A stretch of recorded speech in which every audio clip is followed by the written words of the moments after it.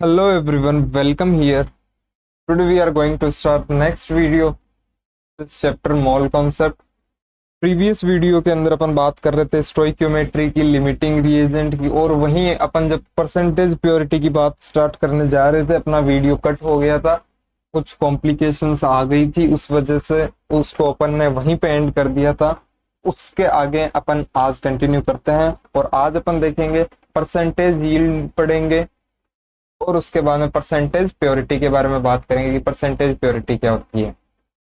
Before starting percentage yield and percentage purity, अपन ने पिछले वीडियो के अंदर एक क्वेश्चन देखा था। क्वेश्चन के अंदर अपन को पूछा था calculate the volume of O2 gas produced at STP on heating 24.5 gram KClO3, मतलब KClO3 था, इसको अपन ने हीट किया तो अपने पास KCl प्लस O2 बना, इसको अपन ने बैलेंस किया। ठीक है, उसके बाद में इसके स्टोइक्योमेट्रिक कोफिशिएंट्स लिखे। अब यहाँ पे इसमें अपन ने एक गलती कर दी थी बाई मिस्टेक, जल्दबाजी में, कि K का एटॉमिक मास होता है 39, Cl का होता है, सॉरी मोलर मास होता है 35.5 मोलिकुलर वेट, O3 का होता है एक ऑक्सीजन का 16, तो तीन ऑक्सीजन का 48। जब इनको अपन ऐड करेंगे तो 122.5 आएगा। तो यहाँ पे जो ए होगा एटॉमिक मास वो होगा 122.5, या फिर जिसको अपन बोलते हैं मोलर वेट या मोलिकुलर वेट KClO3 का। तो यहाँ पे ये ना लिख के अपना आया था 122.5 होता, इससे इसको डिवाइड करते तो अपने पास आता 0.2 मोल। यहाँ पे 0.2 मोल होगा। जब एक मोल से 3/2 हो रहे हैं तो 0.2 मोल से कितना होगा, 3/2 मल्टीप्लाई 0.2 मोल O2। तो यहाँ पे जो अपने पास आंसर आएगा वो क्या आएगा, बात करता है, ये 2 है, तो इससे इसको डिवाइड करेंगे अपन तो नीचे कितना आ जाएगा, 10 10 आ जाएगा ना। 0.2 को 2 से डिवाइड करेंगे तो अब यहाँ पे आ गया 3/10, 3/10। 3/10 को जब अपन मल्टीप्लाई करेंगे 22.4 से तो अपने पास जो ये, मतलब ओवरऑल ये भी डबल हो जाएगा और ये क्या आ जाएगा अपने पास 6.72 लीटर। अब एक सेकंड देना मुझे। अगर इस क्वेश्चन के अंदर अपन चेंज कर लेते हैं, वो सब छोड़ो, यहाँ पे अपन को दे दिया 12.25 ग्राम, तो यहाँ पे भी हो जाता 12.25 ग्राम। और अपना जो मोलर मास होता है KClO3 का वो होता है 122.5, तो ये आगे सेम रहता। ठीक है, सॉरी इस मिस्टेक के लिए। आगे से अपन बहुत प्रिसाइजली चीजों को देखते हुए चलेंगे आगे, और आज अपन स्टार्ट करेंगे अपना परसेंटेज यील्ड। इसके बारे में जानते हैं परसेंटेज यील्ड होता क्या है। तो सबसे पहले अपन इसके बारे में कुछ लिख लेते हैं और लिखेंगे ये कि percentage yield is the ratio of actual yield to the, या फिर अपन बोल सकते हैं ये एक सिंपली रेशियो होता है एक्चुअल यील्ड का रिलेटिव टू, या फिर हाँ, क्या बोल रहा था मैं, ठीक है। परसेंटेज यील्ड क्या होता है इसके बारे में अपन बात करेंगे। परसेंटेज यील्ड एक रेशियो होता है किस किसका, एक्चुअल यील्ड का with respect to theoretical yield.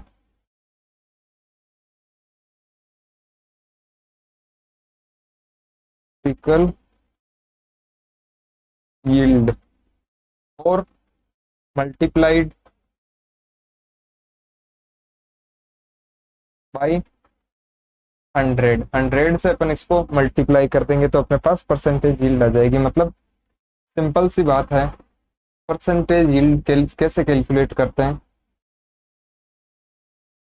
वो कुछ इस तरह से करते हैं कि एक्चुअल यील्ड या फिर एक्सपेरिमेंटल अपॉन एक्सपेक्टेड, या फिर जिसको अपन बोल सकते हैं theoretical yield multiply 100। Actual yield और थियोरिटिकल यील्ड के रेशियो को मल्टीप्लाई कर देते हैं 100 से, तो अपने पास अपनी आ जाती है परसेंटेज यील्ड। अब बात करते हैं एक्चुअल वाली कौन सी होगी, थियोरिटिकल कौन सी होगी। तो ध्यान देना, जो अपनी गिवन होगी, जो अपन को क्वेश्चन में गिवन होगी, वो तो होती है एक्सपेरिमेंट, और जो थियोरिटिकल होती है या एक्सपेक्टेड होती है वो होती है जो अपन कैलकुलेट करते हैं, इससे कैलकुलेट फ्रॉम स्टोइकियोमेट्री। ठीक है, ये होती है अपनी थियोरिटिकल यील्ड जिसको अपन स्टोइकियोमेट्री से कैलकुलेट करते हैं। अब ऐसा क्यों होता है, क्योंकि अपन एग्जाम देने बैठेंगे या पेपर के अंदर अपन ने सॉल्व किया स्टोइकियोमेट्री से, तो अपन एक्सपेरिमेंटल डेटा तो कैलकुलेट नहीं कर सकते, वो तो लैब में होता है। ठीक है, तो एग्जाम में लैब कहाँ से अवेलेबल होगा आपके लिए, तो ये जो एक्सपेरिमेंटल यील्ड की वैल्यू होगी वो हमेशा गिवन होगी आपको। ठीक है, नेक्स्ट अपन बात करेंगे कि परसेंटेज यील्ड होता किसकी वजह से है। ठीक है, तो यहाँ पे अपन लिखेंगे द डिफरेंस इन यील्ड में बी ड्यू टू, किसकी वजह से होता है, इट कैन हैपन, एक सेकेंड, हाँ, it can happens due to first, या तो ये लॉस ऑफ रिएक्टेंट की वजह से भी हो सकता है ड्यूरिंग केमिकल रिएक्शन। ठीक है, रिएक्शन में अगर रिएक्टेंट लॉस हो रहा है तो उसकी वजह से भी परसेंटेज यील्ड हो सकती है, यील्ड में डिफरेंस हो सकता है, या फिर occurrence of simultaneous product। मतलब मैं क्या बोलना चाह रहा हूं, जैसे अपने पास ये दो कोई कंपाउंड्स है N2 और H2। ठीक है, ये दोनों मिलके या तो NH3 बना लेंगे।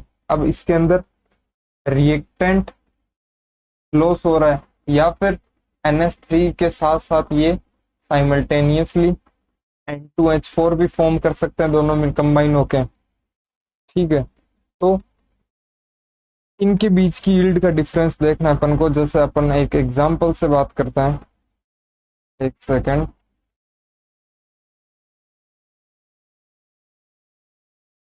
ठीक है, अपने पास कोई एक रिएक्शन दे रखी है। ठीक है, आपको समझ में आया तो अच्छी बात है, नहीं आया हो तो और भी अच्छी बात है, क्योंकि जो अब बताने जा रहा हूँ उससे समझ में आ जाएगा। कैसे आएगा, मेरे पास एक केमिकल रिएक्शन है CaCO3 solid on heating gives CaO solid plus CO2 gas. ठीक है, ये आपको दे रखी है कोई केमिकल रिएक्शन, इसके अंदर आपको इसकी अमाउंट दे रखी है 20 ग्राम, इसकी CaCO3 है, ये CaCO3 की। ठीक है, और इसको इससे फॉर्म करने पे 5 ग्राम CO2 फॉर्म हो रहा है। ठीक है, तो आपको यहाँ पे बतानी है कि इस रिएक्शन की परसेंटेज यील्ड क्या होगी। तो वो अपन कैसे कैलकुलेट करेंगे, ध्यान से देखना। 1 मोल CaCO3 से 1 मोल CaCO3 से 1 मोल CO2 बनेगा, और 1 मोल CaCO3 का मतलब इसका मोलर मास जो कि होता है 100 ग्राम। 100 ग्राम से ये बना रहा है 44 ग्राम। 44 ग्राम यहाँ से 1 मोल की वैल्यू किसकी, CO2 की। ठीक है, जब 100 ग्राम से 44 बन रहा है तो 1 ग्राम से कितना बनेगा? 44/100। तो अपन को कितना दे रखा है? 20 ग्राम। 20 ग्राम, तो 20 ग्राम से कितना बनेगा? 44/100 मल्टीप्लाई 20। तो 0 से 0 गया। 44 × 2 88 डिवाइड बाई 10। तो यहाँ पे पॉइंट आ जाएगा 8.8 ग्राम। ये जो अपने पास वैल्यू आई है ये आई है थियोरिटिकल यील्ड। थियोरिटिकल यील्ड किससे? स्टोइकियोमेट्री से। और अपन को दे रखा है 5 ग्राम। तो अब अपन को अगर यील्ड कैलकुलेट करनी हो तो वो कैसे करेंगे? Percentage yield is equals to, ऊपर अपन लिखेंगे कितना बना, कितना बना। ठीक है, मतलब जो अपन को गिवन डेटा होगा एक्सपेरिमेंटल यील्ड, मतलब कितना बना 5 ग्राम।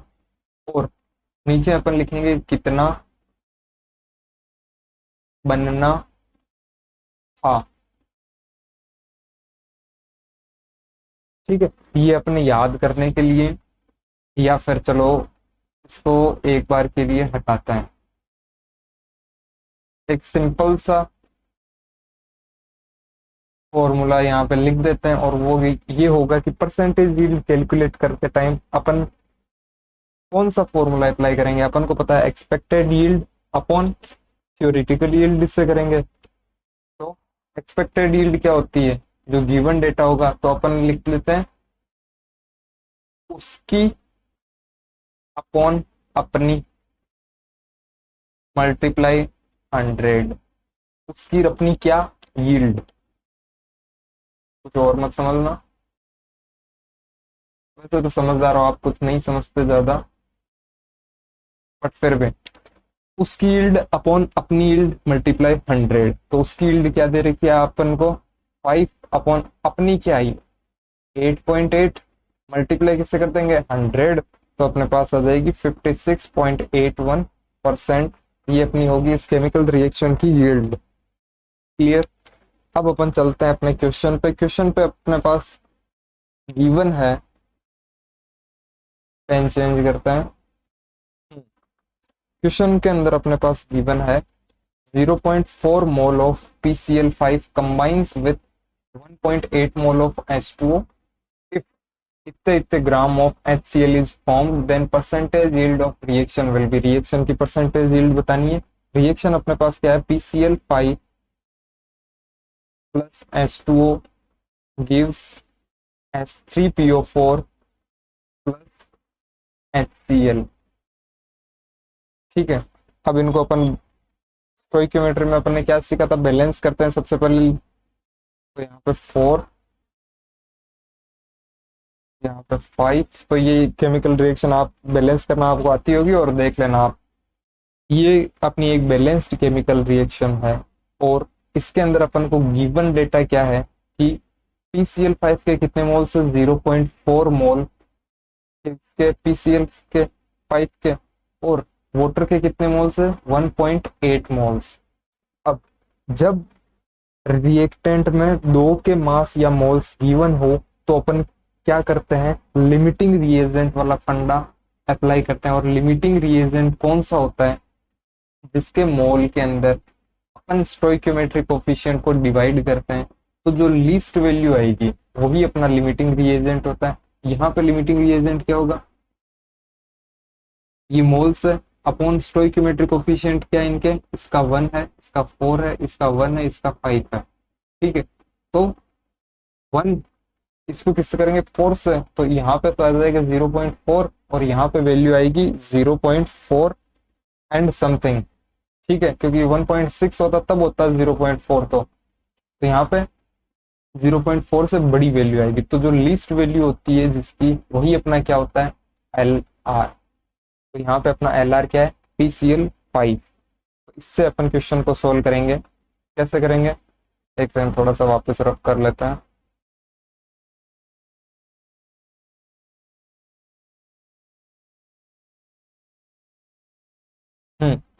अपना LR क्या है, PCl5। तो 1 मोल PCl5 से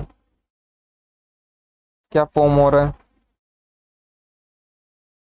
5 मोल HCl। ठीक है, और यहाँ अपन HCl को काम में क्यों ले रहे हैं, क्वेश्चन की लैंग्वेज समझना। क्वेश्चन में अपन को दिया है कि PCl5 और वाटर जिनके मोल्स अपन को गिवन हो रहे हैं ये कंबाइन होके 65.65.7 ग्राम ऑफ HCl फॉर्म कर रहे हैं। तो परसेंटेज यील्ड क्या होगी रिएक्शन की, तो वो बतानी है। तो यहाँ पे 1 मोल ऑफ PCl5 कितना बनाएगा, 5 मोल HCl। तो यहाँ पे 0.4 मोल PCl5 कितना बनाएगा, 0.4 मल्टीप्लाई 5। तो ये क्या आ जाएगा, 2 मोल HCl। ठीक है, अब अपन को यहाँ पे मोलर मास निकालना है। तो मोलर मास कैसे निकालते हैं, सॉरी गिवन मास निकालना है अपन को। तो वो कैसे निकालते हैं, मोल मल्टीप्लाई बाय मोलर मास, और मोलर वेट यहाँ पे क्या होता है, HCl का, हाइड्रोजन का 1, Cl का 35.5, तो 36.5 से मल्टीप्लाई कर देंगे अपन 2 को, तो अपने पास आ जाएगा 73 ग्राम। अब 73 ग्राम आ गया। ठीक है, मतलब ये है अपनी थियोरिटिकल यील्ड, मतलब इतना मास बनना चाहिए था, बट बना कितना एक्चुअल में, 65.7। तो परसेंटेज यील्ड रिएक्शन की क्या होगी, परसेंटेज यील्ड के लिए मैंने क्या बोला था आपको, क्या होगी, उसकी बट्टा मतलब उसकी अपॉन अपनी मल्टीप्लाई 100। उसकी कितनी है 65.7, अपनी कितनी आई 73 मल्टीप्लाई 100, और इसको करने पे अपने पास आएगा 90% यील्ड होगी इस रिएक्शन की। क्लियर, समझ में आया, आई होप सो। आपको समझ में आ रहा होगा, नहीं आ रहा तो अगला क्वेश्चन देखते हैं। अगले क्वेश्चन के अंदर अपन को गिवन है,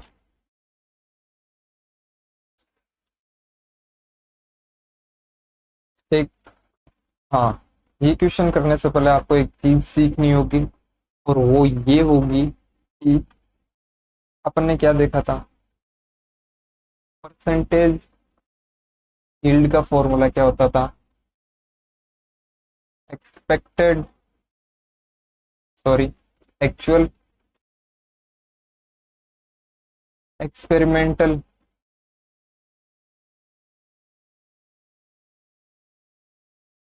yield upon theoretical yield multiply 100, जिसको अपन क्या बोलते थे, उसकी अपॉन अपनी मल्टीप्लाई 100। ठीक है, याद करने के लिए। और एक यहाँ पे फंडा और अप्लाई होगा, वो क्या होगा, आप लिख सकते हो, if percentage yield of reaction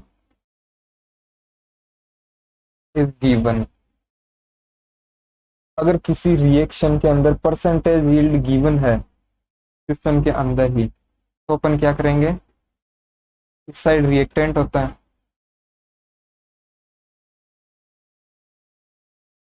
और ये प्रोडक्ट।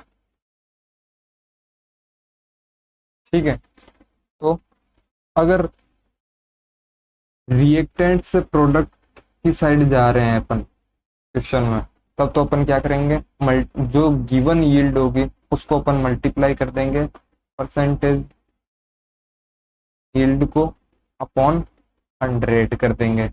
और अगर प्रोडक्ट से रिएक्टेंट की साइड जाएंगे तब अपन क्या करेंगे, डिवाइड कर देंगे किसको, परसेंटेज यील्ड अपॉन 100। ठीक है, ये कैसे करेंगे अब भी आपको समझा देता हूं मैं। अपने पास एक क्वेश्चन गिवन है, क्वेश्चन के अंदर दिया हुआ है what mass of CO gas will be obtained on heating 10 gram of CaCO3 and yield of the reaction is given here which is 40 grams। तो सबसे पहले अपन रिएक्शन की बात करते हैं। रिएक्शन क्या है अपने पास, CaCO3 gives CaO plus CO2 gas. और क्वेश्चन के अंदर क्या गिवन है अपन को कि CO2 गैस ऑब्टेन हो रही है इसको हीट करने पे, और परसेंटेज यील्ड क्या है 40%।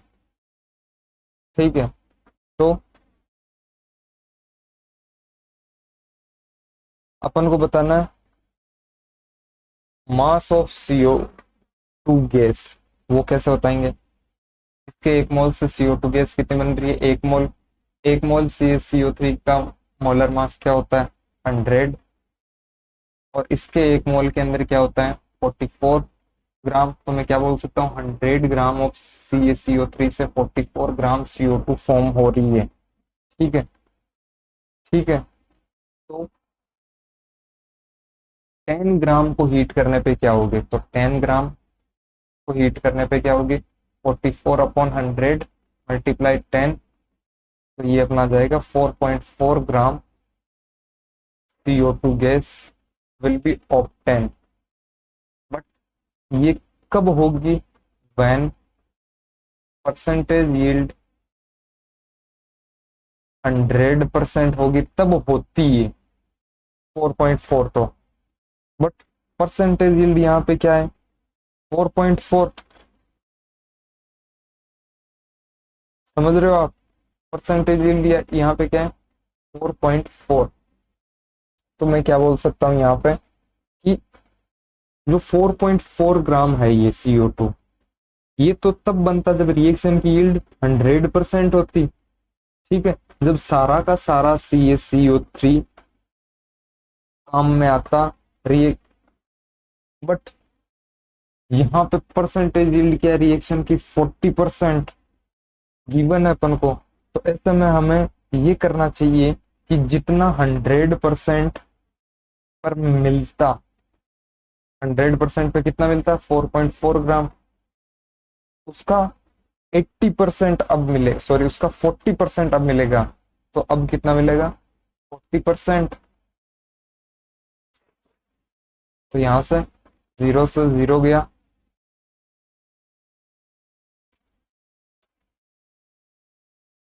और 4.4 को 4 से मल्टीप्लाई करेंगे तो अपने पास 17.6 आएगा अपॉन नीचे 10, तो ये अपने पास आ जाएगा 1.76 ग्राम CO2 ऑब्टेन होगी इफ रिएक्शन की यील्ड अगर 40% होगी तो। क्लियर, चलते हैं नेक्स्ट क्वेश्चन पे। नेक्स्ट क्वेश्चन के अंदर अपन को दिया हुआ है इन अ सर्टेन ऑपरेशन कितने gram of TiCl4 is reacted with 96 gram of Mg, calculate percentage yield of Ti if 32 gram of Ti is actually obtained।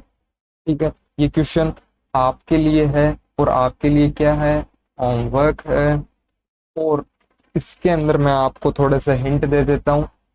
Atomic weight of Ti is 48 and magnesium का क्या हो जाएगा 24, और reaction Mg plus TiCl4 combine होके क्या बना रहे हैं Ti प्लस MgCl2। रिएक्शन को बैलेंस करेंगे तो यहाँ पे कितना, इधर 1 Mg उधर 2 Mg, तो यहाँ पे 2 और इधर भी 2, बस ये आपकी रिएक्शन हो गई बैलेंस। और ये आपके लिए होमवर्क करके लाना, ना आए तो कमेंट सेक्शन में आप बता सकते हो, अपन सोल्व करेंगे। नेक्स्ट चलते हैं अपन परसेंटेज प्योरिटी पे। परसेंटेज प्योरिटी क्या होती है, अपने पास कोई भी एक इम्प्योर सैंपल है, इम्प्योर सैंपल, ठीक है, किसी इम्प्योर सैंपल के अंदर कुछ प्योर सब्सटेंस होंगे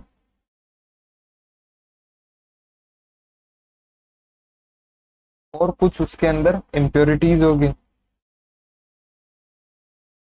इम्प्योरिटीज की बात आगे करेंगे, अभी अपन यहाँ पे फोकस करेंगे प्योर सब्सटेंस पे। ठीक है, जो ये प्योर सब्सटेंस होता है यही पार्टिसिपेट करता है रिएक्शन के अंदर। Only pure substance will participate in reaction. Reaction के अंदर जो काम में आता है वो अपना प्योर सब्सटेंस काम में आता है।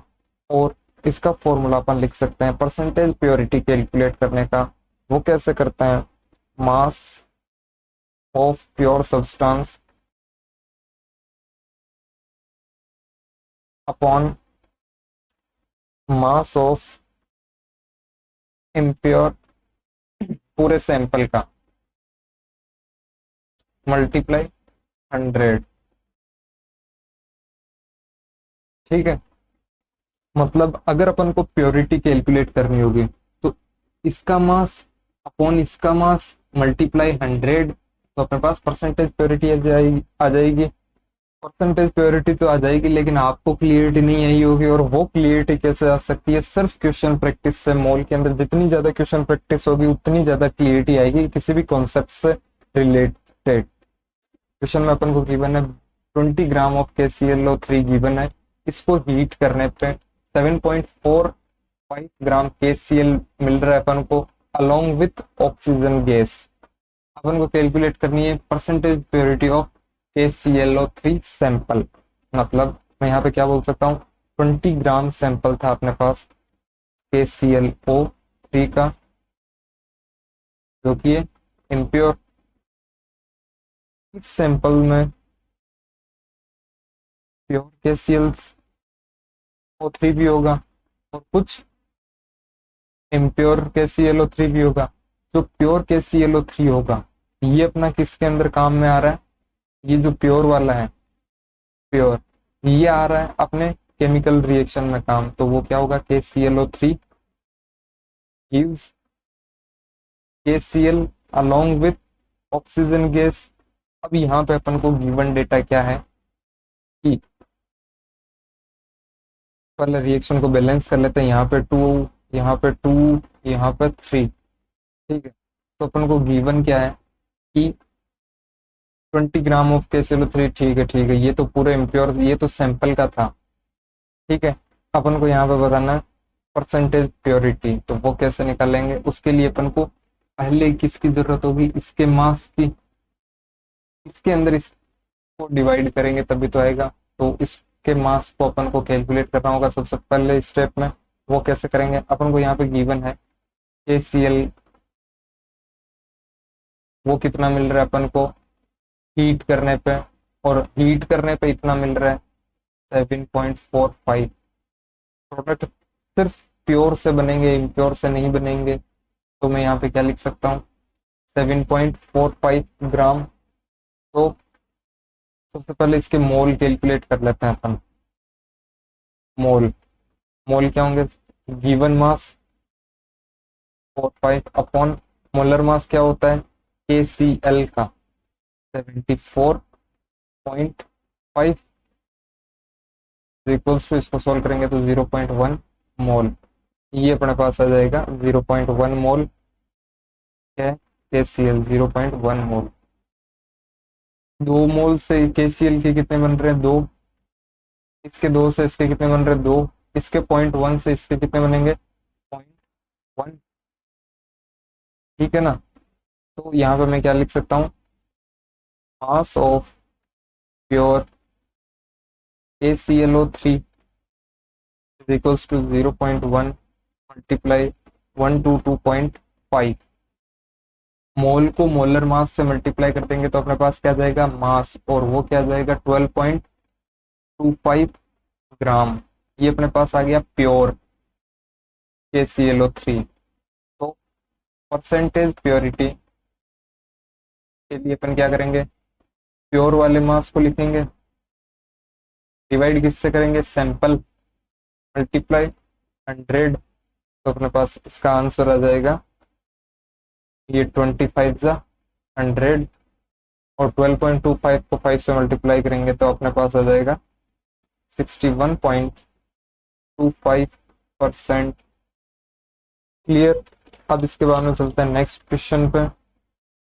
नेक्स्ट क्वेश्चन के अंदर अपन से पूछा है calculate mass of 81% pure MgCO3 sample which gives 8 gram MgO on heating. Question के अंदर अपन को दे रखा है MgCO3 सॉलिड है, इससे क्या फॉर्म होता है MgO प्लस CO2। ठीक है, मतलब ये सेकेंड ग्रुप वाले एल्किली अर्थ मेटल्स होते हैं, इनके कार्बोनेट्स को जब हीट करते हैं तब क्या होता है मेटल ऑक्साइड और CO2 गैस, अपन को CO2 गैस लिबरेट होती है, मिलती है। क्वेश्चन के अंदर अपन को गिवन है कि MgO कितना है 8 ग्राम। 8 ग्राम MgO कब मिल रहा है जब MgCO3 को अपन हीट कर रहे हैं, और ये MgCO3 कौन सा है प्योर वाला, क्योंकि सिर्फ प्योर काम में आता है केमिकल रिएक्शन के अंदर, इम्प्योर वाले से प्रोडक्ट फॉर्म नहीं होता है। तो मैं यहाँ पे क्या बोल सकता हूँ 1 मोल ऑफ MgCO, MgO से क्या बन रहा है 1 मोल MgCO3। तो 1 मोल के अंदर इसका मोलर मास क्या होता है 40 ग्राम। 40 ग्राम से इसका क्या होगा 84 ग्राम होता है MgCO3 का मोलर मास। तो 40 ग्राम से 84 बन रहा है, तो 8 ग्राम अपन को गिवन है, उससे कितना बनेगा 84 अपॉन 40 मल्टीप्लाई 8।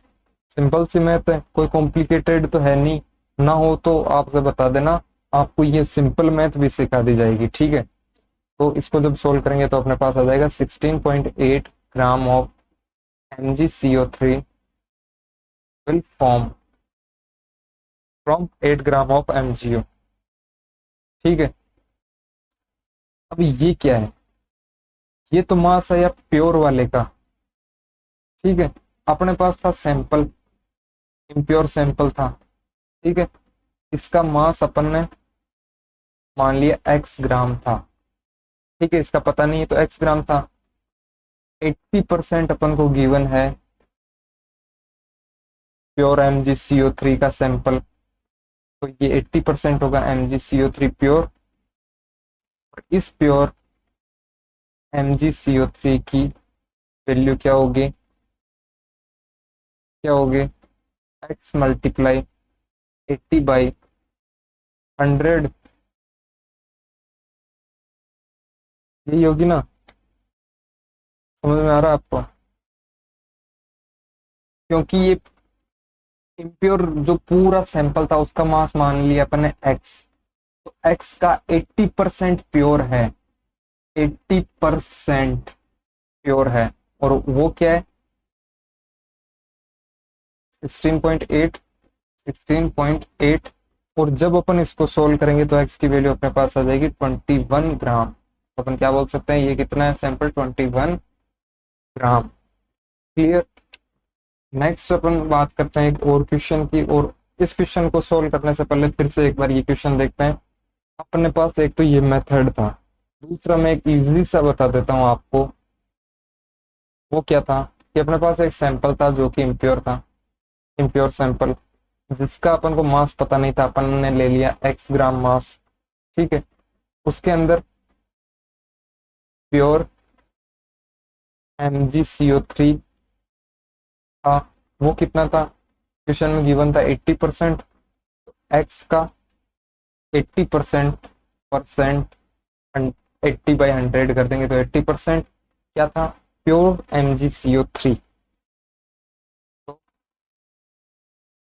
इसको अपन क्या लिख सकते हैं 0.8x। तो यहाँ पे अपनी केमिकल रिएक्शन होगी वो क्या होगी MgCO3 gives MgO plus CO2 84 ग्राम, मतलब 1 मोल 84 ग्राम कितना MgO बनाएगा 40 ग्राम। तो 1 ग्राम से कितना बनेगा 40/84, तो 0.8x। इससे कितना बनेगा 40/84 मल्टीप्लाई 0.8x। ठीक है ना, ये और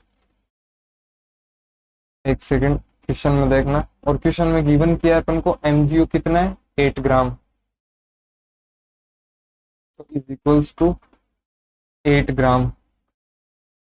तो इससे इसको अपन सोल्व करेंगे तो अपने पास x की वैल्यू आ जाएगी 21 ग्राम। ठीक है, नेक्स्ट क्वेश्चन की बात करते हैं अपन। नेक्स्ट क्वेश्चन के अंदर अपन को क्या दे रखा है कि calculate mass of 75% pure CaCO3 sample which on heating gives 2.2 gram CO2 with 50% yield.